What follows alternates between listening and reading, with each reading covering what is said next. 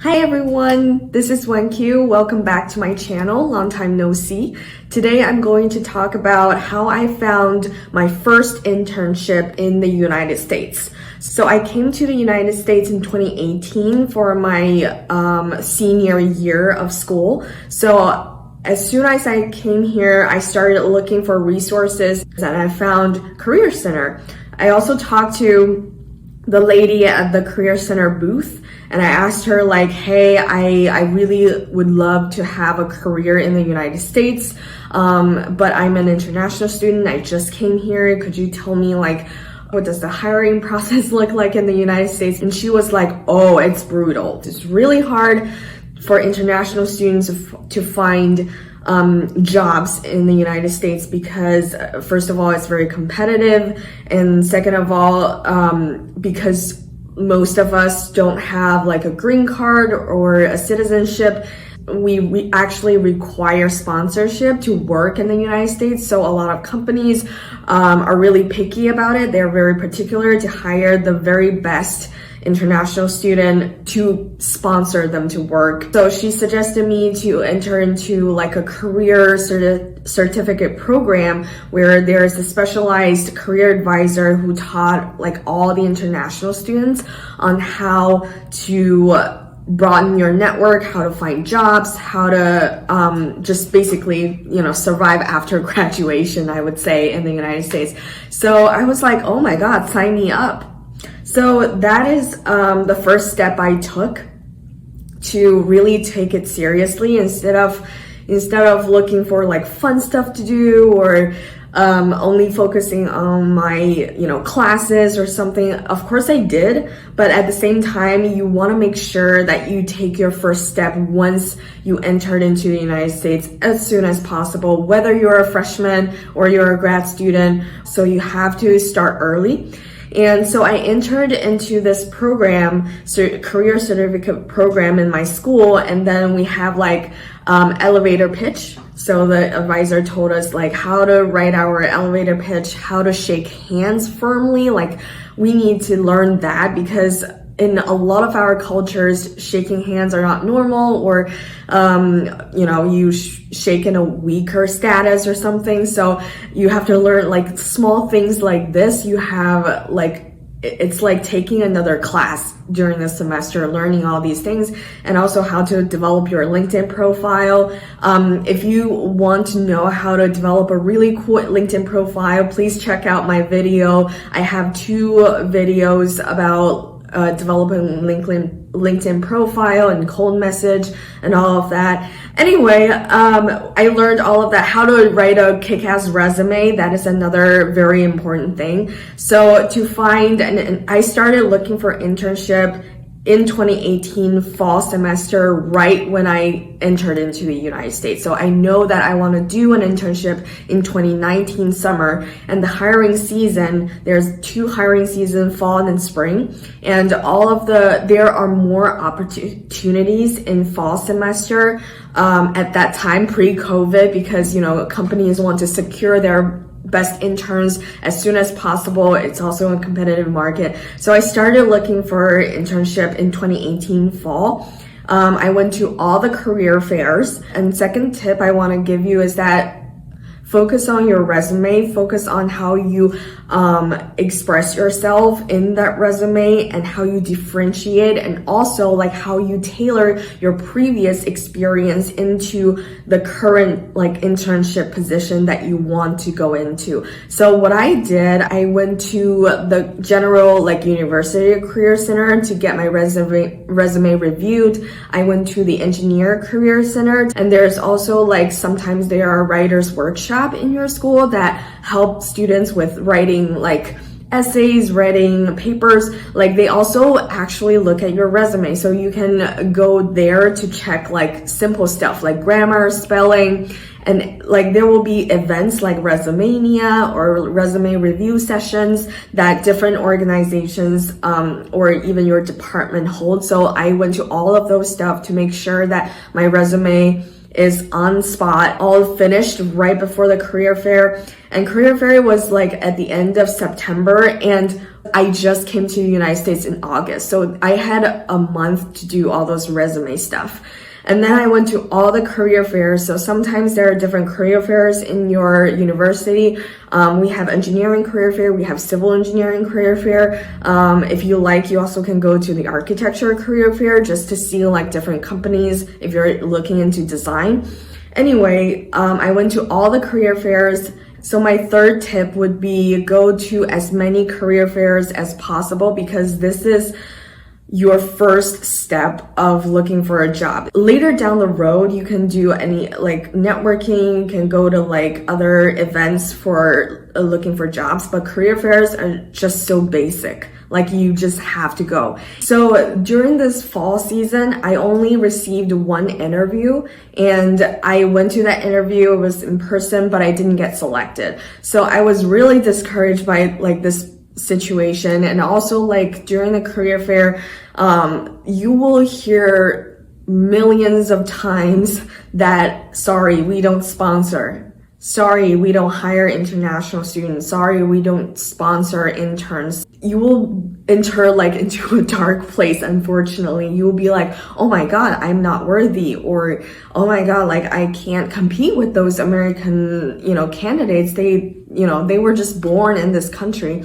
So I entered into a very dark space by then, because all those rejections are not because of what I did wrong. It was because of like, oh, I just wasn't born in this country. So I went to like, it was an emotional torture. So a lot of international students experience this, especially at first, and then it's gonna be hard. But I promise you that if you keep working on it, if you keep looking, like you will find the right thing. If you work hard enough, you'll probably work harder. Unfortunately, you probably work harder than some of your American friends. That's just a fact. They will probably have to do the same if they go into your country. So, but if you work hard enough, if you put all your effort into like job search, you will find the right thing. So I didn't give up during the fall semester. I didn't find anything. I didn't pass the interview. During the spring semester, I did exactly the same. So over the fall semester, I probably did some, course projects that I can still put in my resume. I learned a couple of softwares, improved my like communication skills, technical skills. So in the spring, I did the exact same thing. Right after the semester start, I started, going to all those career centers, get my resume reviewed again. And then I started to go to all the career fairs. This time I also went to the business career fair because I was desperate. I got 3 interviews at first, and then one interview was with a really huge general contractor company. It was a web interview. So there were like general questions, like logistic questions, demographic questions, stuff like that. And I knew that it was a long shot. Like there will probably be hundreds of candidates sending all those videos, and HR would be like reviewing your video like 1 minute or something, and then pass. So I didn't put like all my eggs in this basket. So I have another interview. It was a company in Orlando, Florida, and it was in person. So I first had to do like an online interview, and then they flew me to Orlando to do like a super day situation. And I didn't pass that either. So I didn't pass this one, I didn't pass that one. And then I went to the business career fair, and there were only 2 real estate companies, I remember. So because I'm in civil engineering construction, and I felt that, okay, so if I compete with all those construction, civil engineering students, it's really hard for me to differentiate. I'm just like a fresh off the boat, international little girl, and my experience were all based in China. I don't have any work experience in the United States that I can put on my resume. That company actually resonate with that. So I was like, okay, I need to find other creative ways. So I went to the business career fair. Before that, I researched on the only two real estate companies at the business career fair. And I approached one of them, which is a huge real estate company. I handed my resume and I told the recruiter, I said, hey, look, I'm not a business student, I'm an engineering student, but I love your company so much. I came to this career fair just for you, just to meet you and talk to you. And my experience may be very different from the other business students, but I'm an engineer. I understand construction. I understand buildings. I think that is something that is different that I can bring to the table.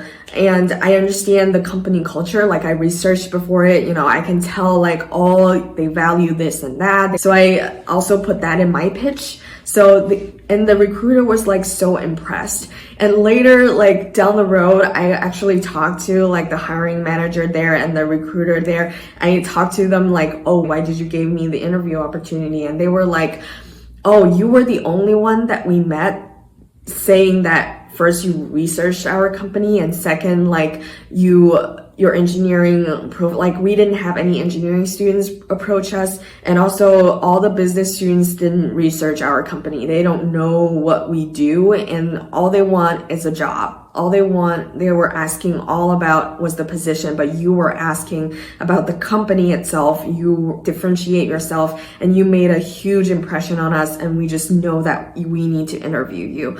So that was how I actually got the job. So I would highly encourage you to go to business career fair if you're an engineering student. If there is like one company that is like kind of in your specialty realm, you can actually ask them, hey, do you have like an engineering department? Can you connect me with someone from that engineering or research development department so I can talk to, because I just admire your company.